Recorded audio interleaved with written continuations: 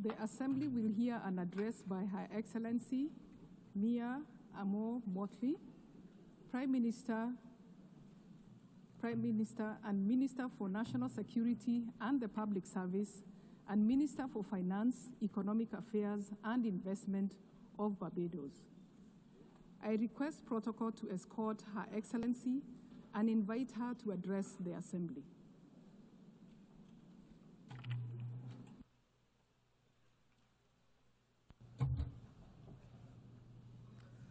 Thank you very much, Madam President, Excellencies, distinguished ladies and gentlemen.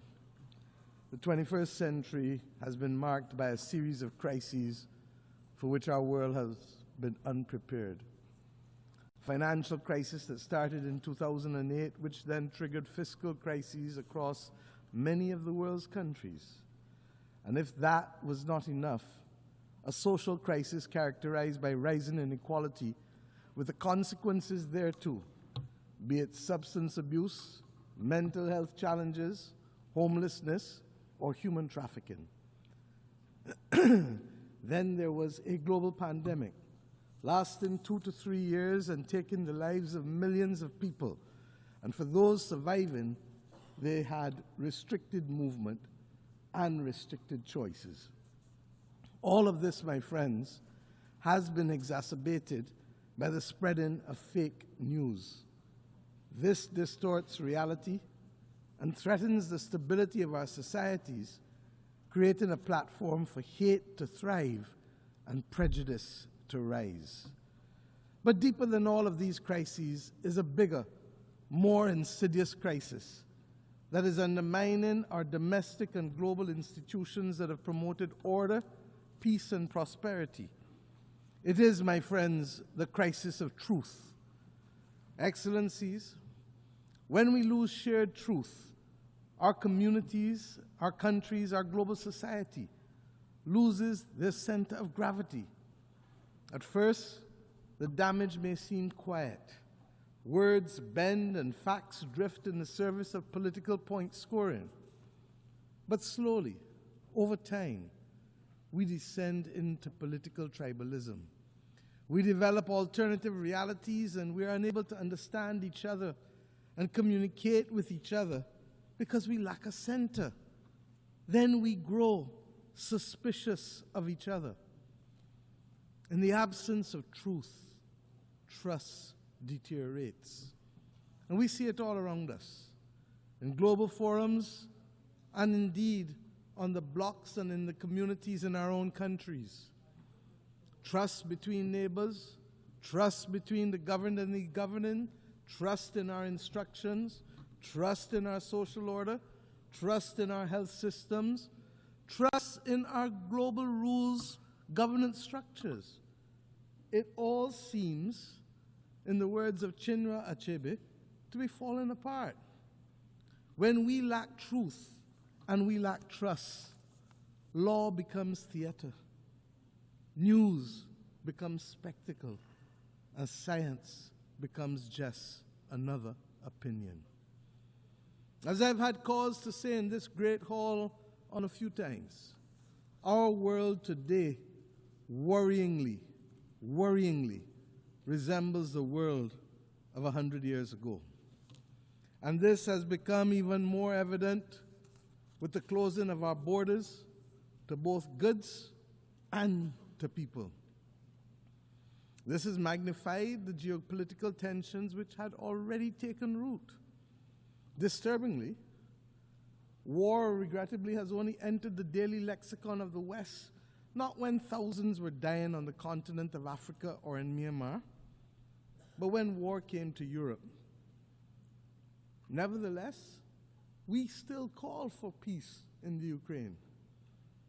Only yesterday, a leading British newspaper reminded us that for 500 days, 260,000 people, virtually the population of my country, 260,000 people have been trapped in the Sudanese city of El Fasher. The article reported that while political progress stalls, Those who attempt to escape are killed, and those who remain inside are starved.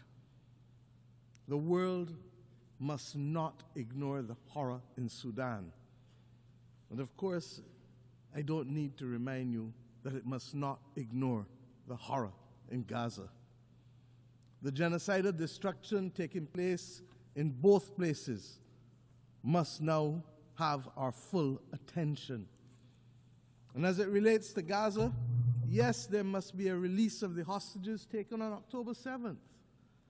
But we have now gone to a point where all of our human sensibilities are offended by the continuous and disproportionate attacks on the Palestinian people and the failure to allow access by the international community to the survivors for the provision of humanitarian aid. The survivors are entitled, my friends, to use the words of Bob Marley. How can you be sitting there telling me that you care, when every time I look around, the people suffer in the suffering in every way, in everywhere?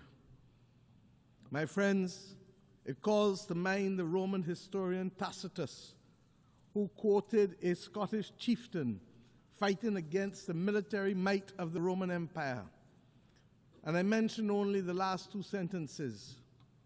They plunder, they butcher, they ravish, they make it desert and call it peace. They make it desert and they call it peace. The real tragedy of war is that these children, when they become grandparents, will still be answering the innocent questions posed by their grandchildren 70, 80 years from now as to how they lost their limbs. Granny, how did you lose your leg? And when they answer, we run the risk that the violence and hate will be perpetuated for another 2 to 3 generations. This is not why we have come together. This is not good. And Madam President, it is happening under our watch.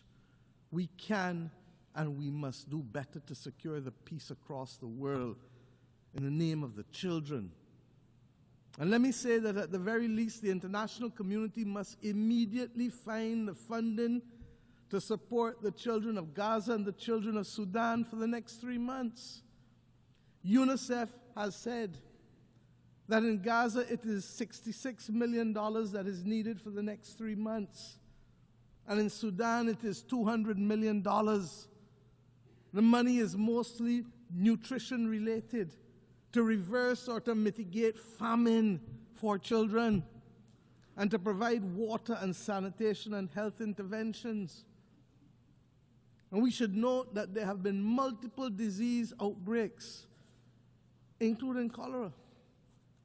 So, Madam President, to be very clear as I move on, a lasting peace can never be achieved through violence, not continued bombing. It can only be achieved through justice as our guide and dialogue, talking. And lest we forget, where others are seeking to build the peace and to preserve humanity in Gaza, as we saw, the international community must not condone the bombing of those states who look to facilitate peace. It is a red line that we must never cross. Madam President, I say simply again, another year, the world needs a reset. We must find, first and foremost, whether we still agree on the same values that inform our charter. As simple as this seems, this is necessary in any reset, for values we all know have changed over the last 80 years, and we cannot assume that it is business as usual. And if it is not available to all of us to agree to those values, then we must at least know who does and who doesn't. In addition to our inability to bring about peace in multiple conflicts, there really still are a number of issues that threaten our way of life and the stability of our planet beyond war. The climate crisis, food insecurity, water scarcity, mass flow of refugees and displaced persons, poverty and increasing inequality within and between societies. It has become so insidious that people don't even talk about it sufficiently. And of course, the failing spectacle of the SDGs for too many of our countries and people across the world. And of course, unregulated AI, which, while it has tremendous promise, poses unregulated significant risk. Many of our people ask every day, why has the United Nations not done better recently? The simple truth, my friends, is that countries have lacked the political will to live by the Charter and to do what is right for humanity.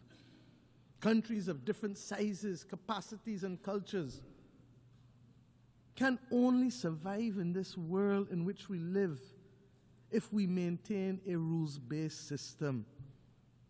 It is no different to what we have to do in our own countries to maintain and protect the vulnerable and the weak.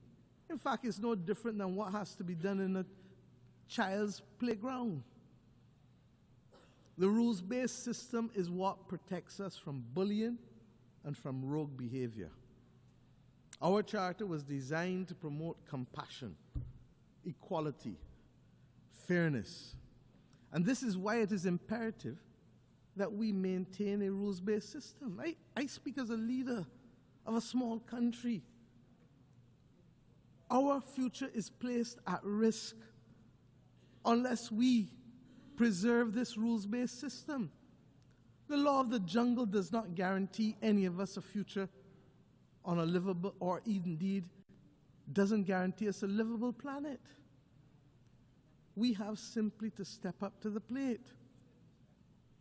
And unlike the West Indian Federation, when one country left and the maths of the day was 1 from 10 leaves 0, we must remember that if there are those who don't want to be inside at the dance, that 1 or 2 or 3 from 193 does not leave 0.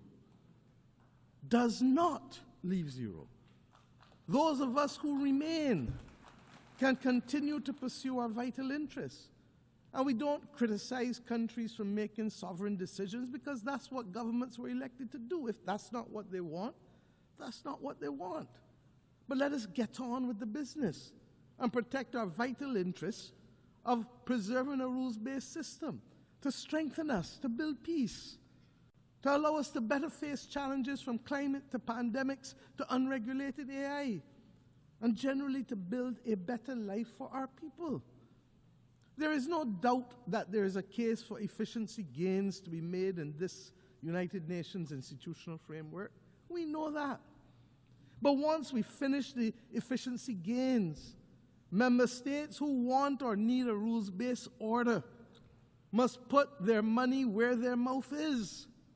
If we are to be protected by a rules-based system, then we must step up to the plate and provide the funds to bridge the gap, to deliver the results that we desire. We must move from short pants to long pants and understand that we can no longer complain about the absence or behavior of a country and not ourselves be prepared to make wrong things right. It is as simple as that. And believe me, the arithmetic is not bad. It is within each of our reach to reach there, to do it. And let us remember the Aristotelian principle: equality among equals, proportionality among unequals. My friends, and while we contemplate the multiple crises, let us also not despair, because there are some things that have worked for the benefit of our people in the last few years. We now have, globally, a historic pandemic agreement that was adopted to make the world equitable, more equitable, and safer from future pandemics. A full appreciation of this will only come when the next pandemic hits us. We have agreed to the Seville Commitment on Finance, which seeks to fulfill the promise of the SDGs, and which, even though the funding has not been fully identified, has mainstreamed a number of financing concepts that were simply not taken into account a decade ago. Debt swaps, natural disaster clauses, or what they call climate resilient debt clauses. These are the things that we advocated in the Bridgetown Initiative. We have committed, also as a world, last year here, to an ambitious global action plan to combat antimicrobial resistance. And what does that have to do with any of us in here? I've said repeatedly, this is the silent, slow-motion pandemic of the 21st century and threatens to reverse a century of medical progress. And when we know people who die from hospital-aided infections, we understand the importance of the vital steps taken here. Earlier this week, we successfully brought into force the Beyond Boundaries and National Jurisdiction Treaty. As a large ocean state, as Barbados is, I am acutely aware of the critical importance to protect our oceans and its marine biodiversity as part of the ecological balance of the planet. And last year, we adopted the ambitious Pact for the Future, which provides a roadmap, a North Star, for our work to protect people and planet of the future. The two instruments mentioned on Tuesday morning by our Secretary General for regulating AI must now be our priority if we are to avoid the severe deepening inequality of our times and to avoid leaving our people exposed to the risk and exploitation of AI and the distortion of facts. I must tell you that regrettably, I have experienced on a well-known commercial AI platform examples of censorship that seek to deny access to the details of our history in this hemisphere, in terms of the Barbados Slave Code, in terms of the South Carolina Slave Code. So we must be vigilant. Speaking as a small country, therefore, we see no future without a rules-based system. And before I go on, let me recognize the outgoing President of the General Assembly, His Excellency Philemon Yang, for his impactful presidency last year. And let me also congratulate Her Excellency Annalena Baerbock for assuming the presidency, particularly in this year when we celebrate Beijing Plus 30. Barbados looks forward to working with you, ma'am, to execute your vision. The fact that you are only the 5th woman to occupy this post over the last 80 years is a cause both for profound concern, but I say renewed optimism. This is a testament to the very point that I'm seeking to make. The organization is working, even if not at optimal levels, but we still have so much to do. Madam President, on climate finance, climate and finance, I should say, there's a real danger that debates in this great chamber, at the conference of the parties and elsewhere, risk being reduced to mere performative exercises. We have watched the widely celebrated green wave which swept Europe in 2019. We've seen it now recede, and in its backwash, that continent now faces deep division over the scale, scope, and speed of delivery on commitments made to eliminate climate-harming pollution by 2050. We've seen others withdraw from the Paris Agreement. At a time, Madam President, when we should be conducting an audit of the achieved targets and accomplished deliverables, we continue for the most part to receive IOUs and statements of deferred intent, even as we have witnessed this vacillation that I just referred to. We've also seen a rededication to breathing new life into high-carbon and high-polluting forms of energy. And we have witnessed a redoubling of efforts to fund military buildups, even at the expense of financing our way to sustainability and that of a livable planet. Barbados does not treat climate science as a mere conjecture, and neither does the International Court of Justice nor the Inter-American Court of Human Rights. Their advisory opinions have affirmed the legal rights and entitlements of citizens who must on a daily basis confront the impact of the climate crisis. In this regard, we especially welcome the International Court of Justice's ruling to the effect that states have obligations to protect the climate system and other parts of the environment from emissions, and that those obligations can be enforced against other states. Given this new reality as we look ahead, we must seize the opportunity to find common ground, given the diversity of opinions on this question of the climate crisis. I propose that one possible way forward is to focus on emissions rather than focusing on the fossil fuel industry. As I've said before, the fossil fuel industry is not the enemy. It is the emissions. In this regard, we should consider working towards a globally legal binding framework on methane, which could contribute to reversing global temperatures, I'm told by the scientists, by as much as 0.5 degrees, while purchasing time for the fossil fuel industry to scale up to a commercial level the use of decarbonizing technology. This is possible.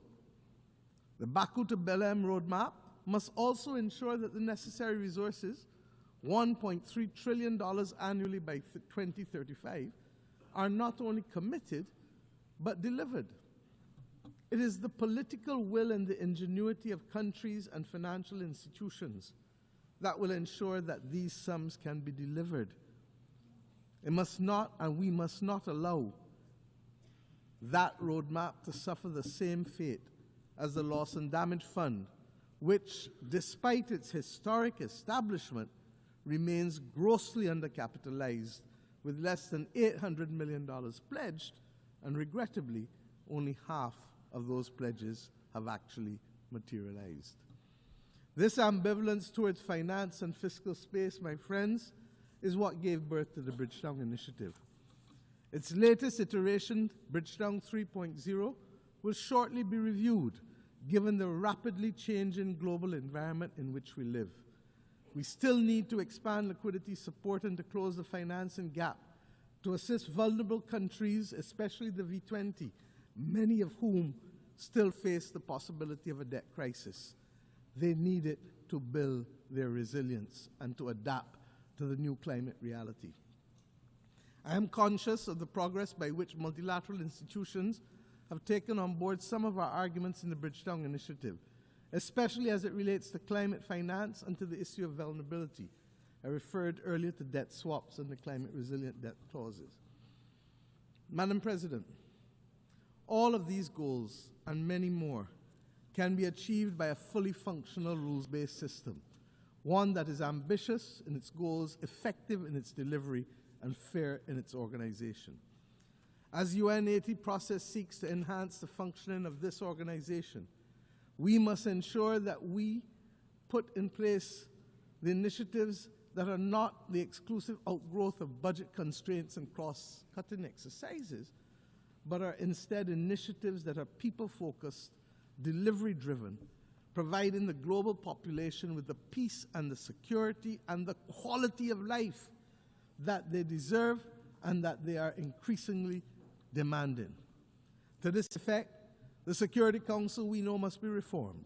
It must reflect the multipolar world that we now live in, and it must give an opportunity to recognize that there have been substantial geopolitical shifts since 1962 when you had your last reform, 3 years before I was born, and I turn 60 next week.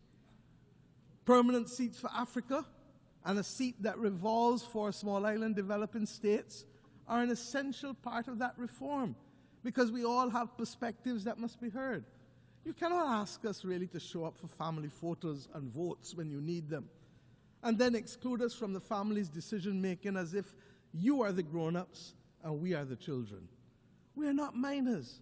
We are independent, sovereign states with full capacity, and we insist on being treated as such.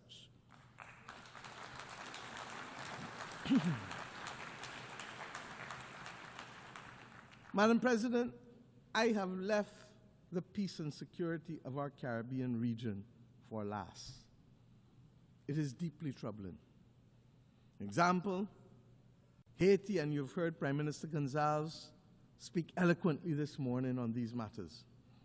Haiti, which was once a beacon of emancipation and revolution for all of us as black people, is today a victim of centuries of external interference and contemporary internal conflict, and regrettably, even blindness. We want to thank Kenya for its extraordinary leadership of the Multinational Security Support Mission, even when they were out there on their own.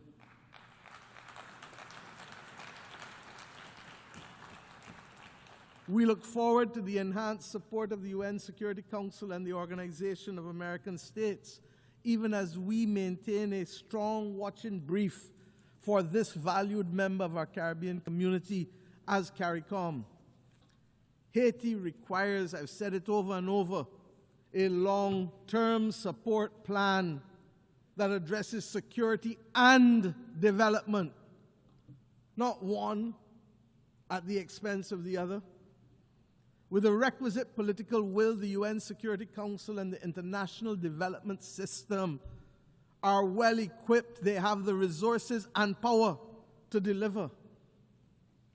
We also want to urge dialogue with our friends and partners, especially in the United States, on the inescapable issue on the flow of small arms and light weapons, not only to Haiti, but indeed across this entire hemisphere, especially in the Caribbean with small states.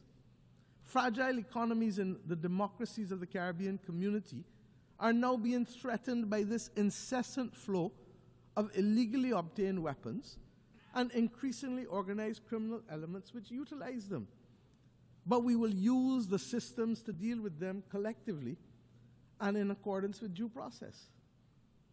We thank Secretary General Guterres for his unswerving support with respect to Haiti, and we now need others on board to ensure that Haiti can turn the corner and prepare itself for free and fair democratic elections. Madam President, Cuba has long been a source of support for many across the globe in times of conflict, health crises, and indeed colonial resistance, particularly in Africa.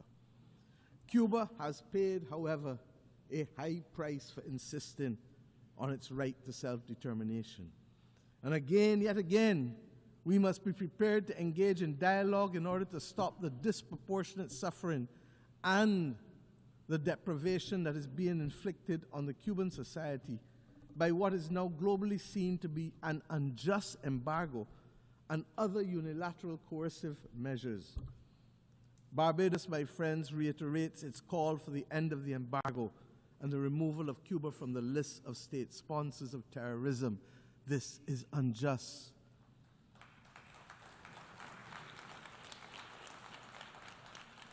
What is even more, in the Caribbean Sea, we're now seeing a shocking violation of a hemispheric understanding that the Caribbean be treated as a zone of peace.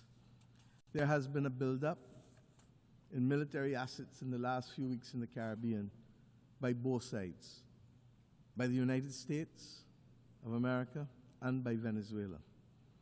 We believe that any such buildup could occasion just an accident. And if it does, a simple accident can put the Southern Caribbean at disproportionate risk.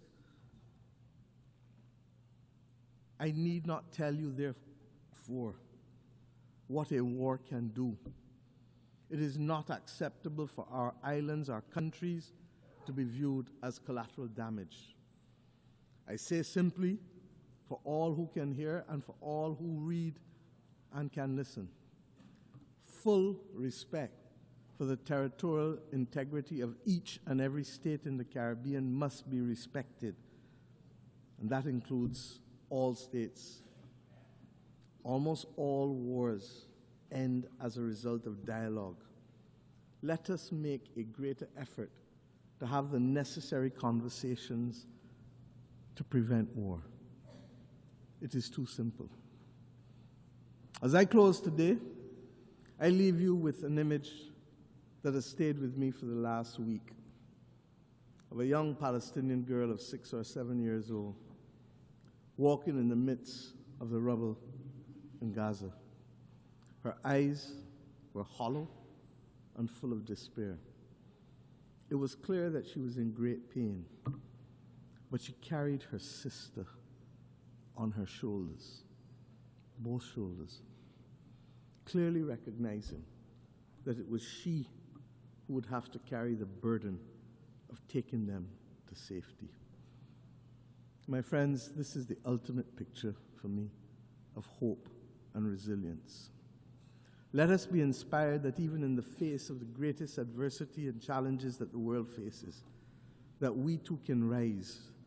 For if a 6-year-old can push past the pain, all the physical and emotional pain, and still find hope that there's a better moment ahead of her, then we as leaders and members of the global community have a duty to summon that spirit. The world needs it now more than ever. It is not beyond us to forge a better world that is fair and just. 80 years ago, it was just a few countries that summoned that will. Today, those of us who were denied the right to be heard then must now be the core responders to this critical clarion call. I leave you inspired by the words of my own anthem as I think about the world. Inspired, I say, upwards and onwards we shall go, inspired, exulting, free, and greater will our world grow in strength and unity. If a 6-year-old child can summon the will against all that she faced, then we, with much, much, much more, and with a commitment and an obligation to many, many, many, many more, must summon that will. I thank you.